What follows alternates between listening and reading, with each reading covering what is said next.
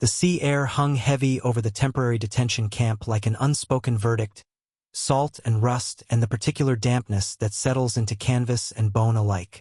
Aiko Takahashi stood among the 43 women in the holding yard, her bare feet pressed against coral gravel that had been baked white by the Pacific sun and now cooled under the September twilight. She kept her eyes downcast as she had been taught, as survival had demanded, but her peripheral vision catalogued everything. The sagging wire fence, the prefabricated barracks with their corrugated tin roofs, the American soldiers who watched from a distance with expressions she could not read. They did not shout. That absence of shouting was itself unnerving. The women had been brought here 3 days after the Emperor's radio address, transferred from a civilian internment facility on Saipan where the conditions had deteriorated so completely in the war's final months that Aiko had stopped counting the days and started counting breaths instead. No one had explained their destination. Rumor filled the silence like water filling a hull. They would be executed as spies, used as laborers, handed over to vengeful militias. Aiko's friend Fumiko, who had worked as a schoolteacher in Manila before the war, whispered that the Americans would shave their heads and parade them through streets for public humiliation. "They will make examples of us," Fumiko had said, her voice steady but her hands trembling. "We must prepare ourselves." But when they disembarked on this unnamed atoll, later Aiko would learn it was designated only as Processing Station 17. The soldiers had simply gestured toward the barracks and stepped back. "No dokes. No beatings." An older sergeant with gray at his temples had counted them twice, consulted a clipboard, and said something in English to a young translator whose name they would later learn was Thomas Hayashi. The translator had told them in careful Japanese that they would be processed for repatriation, that the war was over, that they should follow instructions and no harm would come to them. The women had absorbed these words like stones dropped into deep water, waiting to see if they would sink or float. Aiko was 27 years old, though she felt centuries older. She had been married for 6 months before her husband Hiroshi shipped out with the 14th Army in 1942, and she had followed him to Manila as so many young wives had done, believing in duty and destiny. Hiroshi had been killed at Bataan.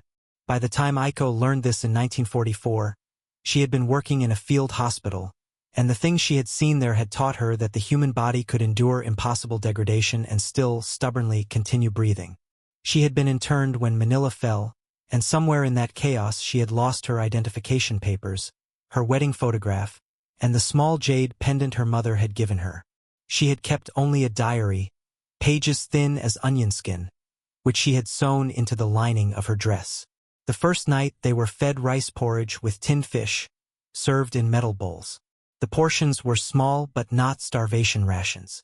Aiko ate slowly, mechanically, her body still adjusting to the concept of regular meals. They slept on canvas cots in a barracks that smelled of fresh lumber and disinfectant. Aiko lay awake listening to the ocean, trying to separate the sound of waves from the sound of weeping. She thought about Hiroshi, about the last letter he had sent her. Lost now like everything else, in which he had written about a garden he wanted to plant when he came home, roses and chrysanthemums, something beautiful to offset the ugliness. The morning whistle blew at 6, sharp and metallic. The women rose mechanically, folded their blankets into precise rectangles, stood at attention beside their bunks as they had been conditioned to do. A sergeant came through, nodded once, and left without speaking. Thomas appeared minutes later, telling them breakfast would be served at 7, that there would be a medical inspection at 9, and that in the afternoon they would be assigned to bathing shifts. "Bathing shifts," Fumiko repeated slowly after he left. "What does that mean?" Aiko felt something cold settle in her stomach. Bathing shifts implied organization, routine, observation. She remembered stories, third-hand, distorted by repetition, about comfort women forced to service occupation troops, about humiliations disguised as hygiene. She said nothing, but her hands tightened into fists. The medical inspection was conducted by a female doctor who examined them one by one behind a canvas partition, checking for lice, malnutrition, infectious diseases. When Aiko's turn came, she stood rigid while the doctor checked her scalp, looked into her throat, pressed her abdomen gently. "She's severely underweight," the doctor told Thomas. "Make sure she gets extra rations." Afterward, they were each given a paper card with a number. Aiko's was 27. She stared at it, this reduction of identity to 2 digits, and felt a familiar numbness settle over her. At 3 o'clock, Thomas appeared with his clipboard. "The first bathing shift," he announced. "Numbers 1 through 22, please follow me." The women exchanged glances, silent questions passing between them. Aiko watched the first group go, her heart pounding. They disappeared around the corner of the barracks, following Thomas toward a structure she hadn't noticed before. A long, low building with steam rising from vents along the ridgeline. The remaining women waited in tense silence. 10 minutes passed. 20. 30. Then they heard it. Laughter. High and startled. Quickly stifled, but unmistakably laughter. When the first group returned 40 minutes later, they looked transformed. Their hair was damp and combed back. Their skin looked clean, actually clean, for the first time in months or years. One woman, Keiko, was crying silently, tears streaming down her face, but she was smiling. "What happened?" Fumiko demanded. "What did they do?" Keiko shook her head, unable to speak. Another woman said quietly, "Hot water. They gave us hot water." The second shift was called 20 minutes later. Aiko's number was included. She stood on shaking legs and followed Thomas, her mind racing through scenarios, each worse than the last. Thomas stopped at the entrance to the building. "There are private stalls," he said in careful Japanese, "each with a shower. You'll find soap and towels inside. Take as much time as you need. When you're finished, there's a waiting area with clean clothes. The water is hot. Be careful not to burn yourself." He stepped back. The women hesitated at the threshold. Then Aiko, propelled by something she couldn't name, pride or fatalism or simply exhaustion with fear, stepped forward first. Inside, the air was thick with steam and smelled of chlorine and wet concrete. The canvas curtain divided the space into changing area and shower stalls. In the changing area were wooden benches, hooks on the walls, and stacks of folded towels. Actual towels, thick white terry cloth that looked impossibly luxurious. On a small table sat a basket of soap bars, each wrapped in brown paper, and beside it several bottles of shampoo. No one spoke. Slowly, mechanically, the women began to undress. Aiko fumbled with the buttons of her dress, fingers clumsy. She had not been fully naked in front of others since before the war, and the vulnerability felt obscene. She folded her dress carefully, removed her undergarments, and stood shivering despite the heat. Fumiko touched her elbow. "Together?" she whispered. Aiko nodded. They moved to adjacent stalls. Aiko stepped into the small space and stared at the showerhead mounted on the wall. She turned the knob. Nothing happened for several seconds. Then the pipes groaned, clanked, and water began to flow. First cold, then warm, then genuinely hot, hot enough to produce steam. Aiko stood frozen, watching the water stream down, unable to believe what she was seeing. Hot water, running water. In a war-torn Pacific where infrastructure had collapsed, the Americans had somehow provided hot running water for Japanese prisoners. She stepped under the stream and gasped. The heat was almost painful against skin that had known only cold bucket baths for so long. The water ran over her shoulders, down her back, pooling at her feet. She watched months of grime and salt and accumulated despair dissolving, disappearing. Her eyes began to sting. From soap or tears, she wasn't sure. She picked up one of the bars of soap from the shelf. It was wrapped in brown paper with no label, military-issue generic, but when she unwrapped it, the smell hit her like a memory. Clean, slightly antiseptic, aggressively ordinary. She turned it over in her hands, this small rectangular object. How long since she had held soap? Real soap, not the sandy caustic powder they'd been given in the internment camp, not the ashen fat mixture some women made from scraps. Real manufactured soap that produced actual lather. She began to wash, slowly at first, tentatively, as if the soap might disintegrate or be snatched away. She worked it into her hair, her scalp, behind her ears. The lather ran down her face and she didn't care. She scrubbed her arms, her chest, her belly that had become concave with hunger.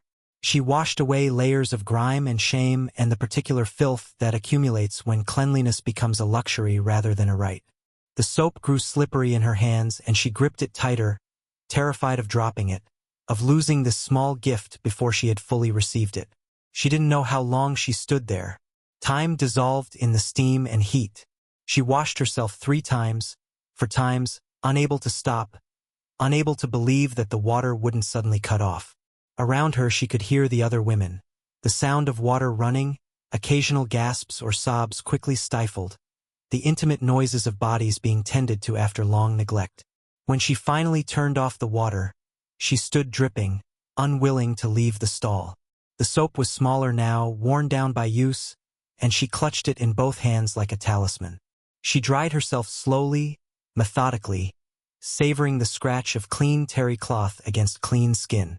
She wrapped the towel around herself and stepped out. On the bench where she had left her old dress, someone had placed a small cardboard box. Inside were simple undergarments and a cotton dress in faded blue. Aiko dressed slowly, her wet hair dripping onto her shoulders. The clothes were too large, but they were soft and smelled of laundry soap and sunshine. She looked down at the soap bar still clutched in her hand, now reduced to perhaps half its original size. She should leave it, she knew. It belonged to the facility, but she couldn't make herself put it down. This small thing, this ordinary object, had become extraordinary. It represented something she couldn't yet articulate. The possibility that mercy existed, that they might be treated as human beings rather than enemies or numbers. She wrapped the soap carefully in the brown paper it had come in and slipped it into the pocket of her new dress. That evening at dinner, the women's conversations had a different tenor. Still cautious, still uncertain, but with gaps where laughter might eventually grow.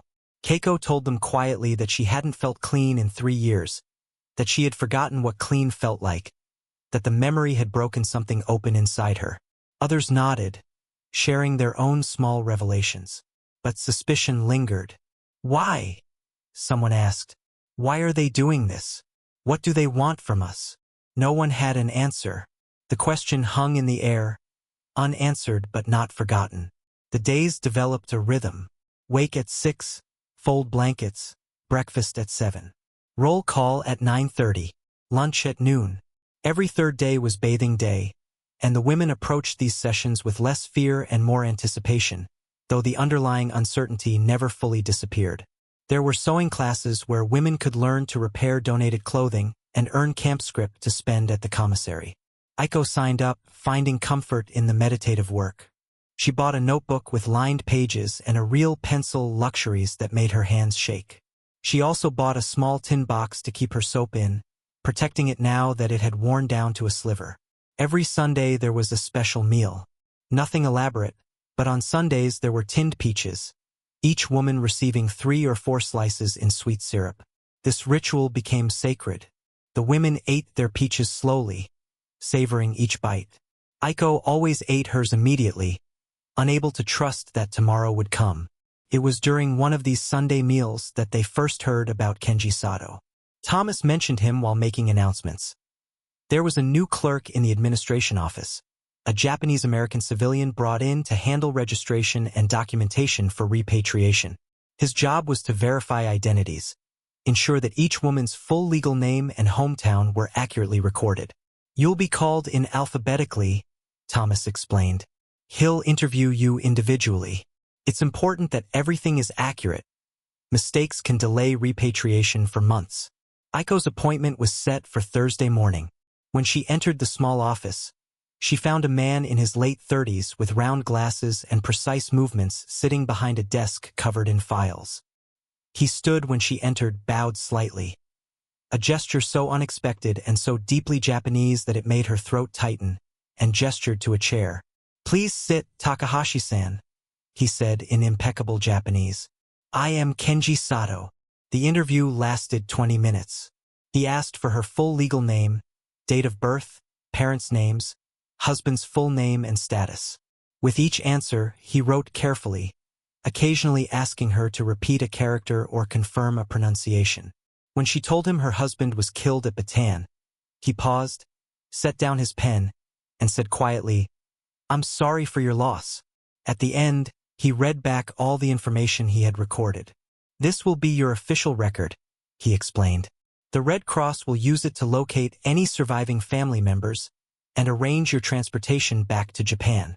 As she stood to leave, Sato looked up at her. "Takahashi-san," he said, "you are not a number. You are a person with a name and a history. I want you to remember that." She nodded, unable to speak, and left the office with something bright and painful lodged in her chest. Over the following weeks, all 43 women were processed.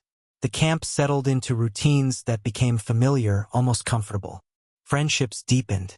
Fumiko taught informal English classes. The sewing circle expanded to include embroidery.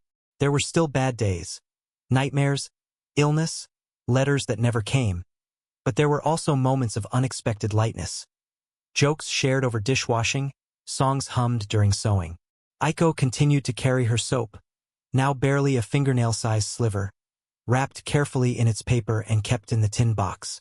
Fumiko teased her about it. "You've stopped using it. Why keep it?" Aiko couldn't fully explain.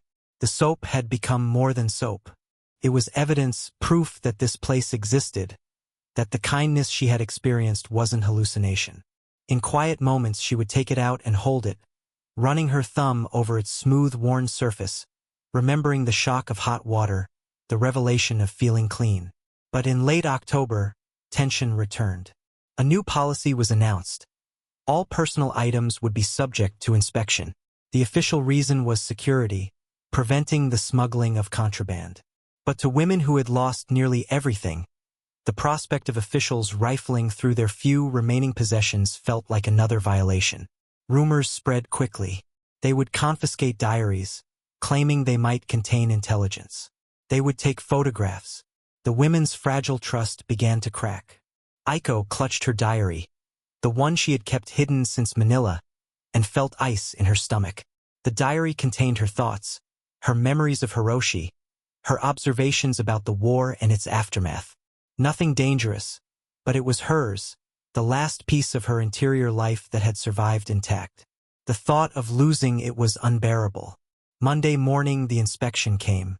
The women assembled in the barracks while soldiers moved systematically through, checking footlockers and bundles. The soldier who reached Aiko's cot opened her footlocker, looked through her few clothes, picked up the tin box. "What's this?" he asked Thomas. "Soap. Just soap," Aiko forced herself to say. The soldier opened the box, looked at the tiny sliver, closed it again and handed it back. Then he picked up the diary from her cot, flipped through pages covered in her small, neat handwriting. He exchanged words with Thomas in English. "He's asking what this is," Thomas translated. "My diary. My personal diary. He says it needs to go to administration for review, to make sure it doesn't contain any sensitive information." "No." The word came out before Aiko could stop it. "Please, it's just my thoughts. It's procedure. They'll review it and return it within a few days if there's no problem." She watched the soldier carry her diary away, watched her history disappear into an official process, and felt something inside her hollow out. 5 days passed, then 6. Aiko moved through routines mechanically, eating meals without tasting them. She kept the tin box with the soap sliver in her pocket, touching it compulsively. At night she lay awake inventing scenarios, each more devastating than the last. On the 7th day, she was called to the administration office. Sato was there, and in front of him was her diary. "Takahashi-san," he said formally, "please sit." She sat, eyes fixed on the diary, afraid to hope. "Your diary was reviewed as per the new security protocol. I was assigned to read it since it's in Japanese. I looked only for potential security concerns. I found none." He pushed the diary across the desk toward her. She took it with shaking hands.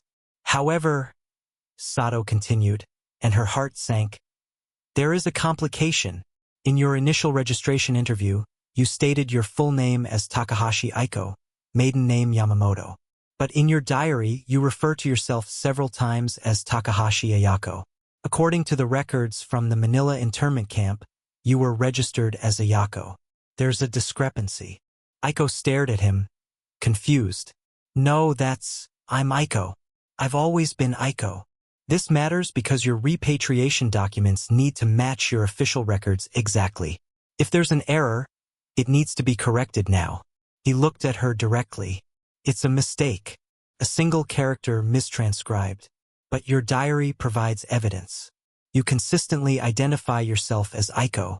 I'm recommending a correction to your official records. However, it requires approval from the commanding officer, and it may delay your repatriation processing by several weeks. Several weeks.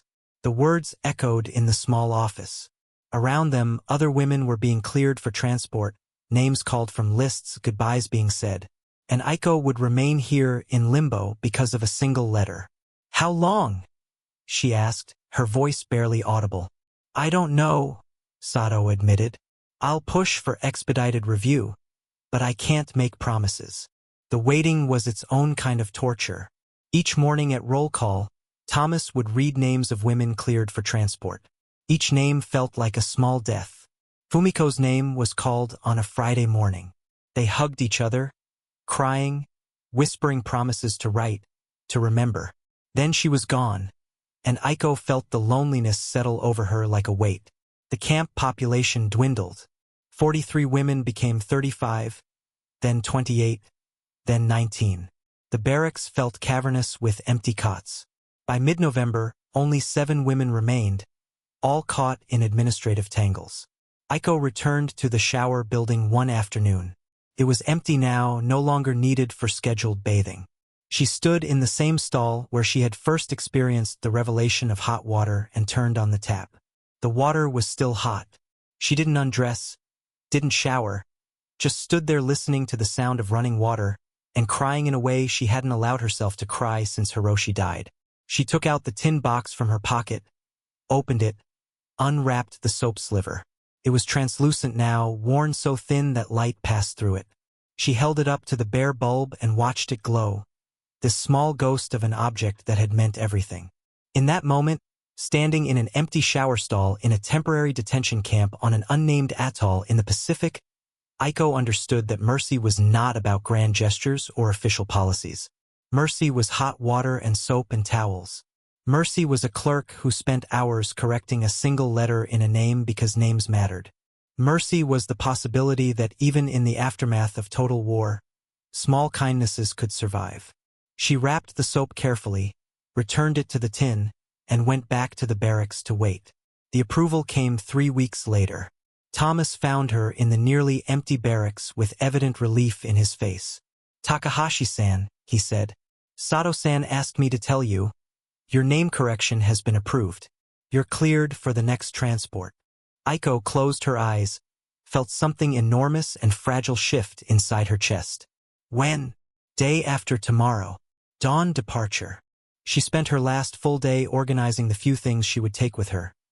The diary, the notebook, a photograph someone had taken with a borrowed camera, and the tin box containing the soap that was now barely visible but still carefully wrapped in its brown paper.